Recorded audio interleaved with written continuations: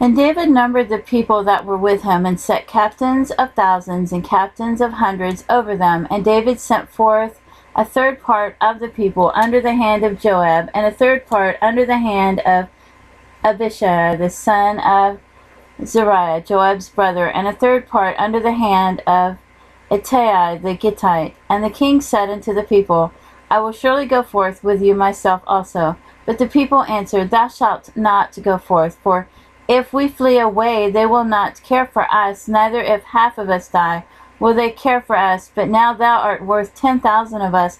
Therefore now it is better that thou succour us out of the city. And the king said unto them, What seemeth you best I will do. And the king stood by the gate side, and all the people came out by hundreds and by thousands. And the king commanded Joab and Abishai and Ittai, saying, Deal gently for my sake with the young man, even with Absalom. And all the people heard when the king gave all the captains charge concerning Absalom. So the people went out into the field against Israel, and the battle was in the wood of Ephraim, where the people of Israel were slain before the servants of David. And there was there a great slaughter that day of 20,000 men, for the battle was there scattered over the face of all the country, and the wood devoured more people that day than the sword devoured. And Absalom met the servants of David, and Absalom rode upon a mule, and the mule went under the thick boughs of a great oak, and his head caught hold of the oak, and he was taken up between the heaven and the earth. And the mule that was under him went away. And a certain man saw it, and told Joab, and said, Behold, I saw Absalom hanged in an oak. And Joab said unto the man that told him, And behold, thou sawest him, and why didst thou not smite him there to the ground? And I would have given thee 10 shekels of silver with a girdle.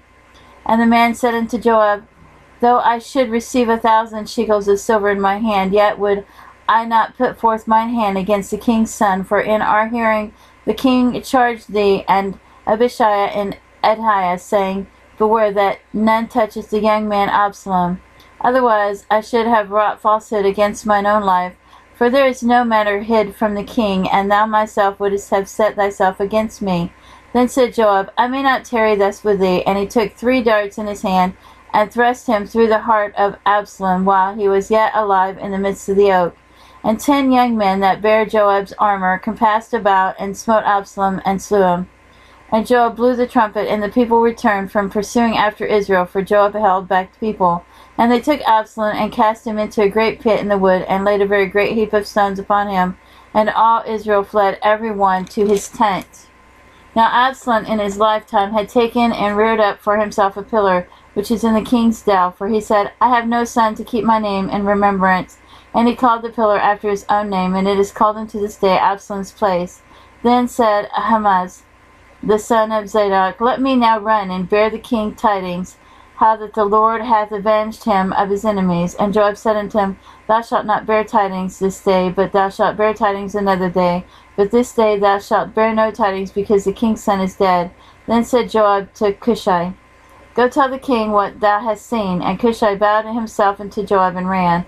Then said Ahimaaz, the son of Zadok, yet again to Joab, But howsoever let me, I pray thee, also run after Cushai. And Joab said, Wherefore wilt thou run, my son, seeing that thou hast no tidings ready?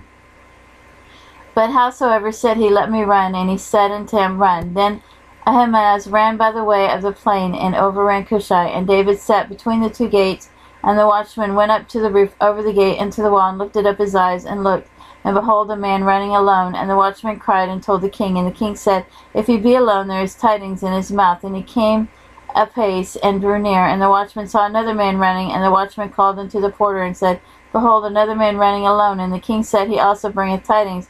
And the watchman said, Methinketh the running of the foremost is the likely of Ahimaaz the son of Zadok. And the king said, He is a good man, and cometh with good tidings. And Ahimaaz called and said unto the king, All is well. And he fell down to the earth upon his face before the king, and said, Blessed be the Lord thy God, which hath delivered up the men that lifted up their hand against my lord the king. And the king said, Is the young man Absalom safe? And Ahimaaz answered, When Joab sent the king's servants, and me and thy servant, I saw a great tumult, but I knew not what it was. And the king said unto him, Turn aside and stand here. And he turned aside and stood still. And behold, Cushai came, and Cushai said, Tidings, my lord the king, for the Lord hath avenged thee this day of all them that rose up against thee. And the king said unto Cushai, Is the young man Absalom safe? And Cushai answered, The enemies of my lord the king, and all that rise against thee to do thee hurt, be as that young man is. And the king was much moved, and went up to the chamber over the gate, and wept. And as he went, thus he said, O my son Absalom, my son Absalom, would God I had died for thee. O Absalom, my son, my son.